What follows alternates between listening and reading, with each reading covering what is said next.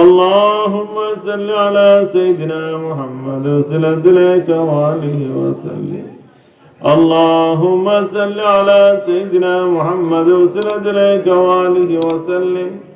اللهم صل على سيدنا محمد وسلم إليك وآله وسلم. اللهم صل على سيدنا محمد وسلم إليك وآله وسلم. اللهم صل على سيدنا محمد وسلم إليك وآله وسلم.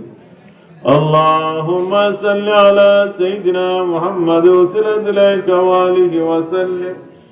اللهم صل على سيدنا محمد وسلم إليك وآله وسلم. اللهم صل على سيدنا محمد وسلم إليك وآله وسلم. اللهم صل على سيدنا محمد وسلم إليك وآله وسلم. اللهم صل على سيدنا محمد وسلم إليك وآله وسلم. بس هي بقولنا আমার ভালো লাগছে বাবা বাবা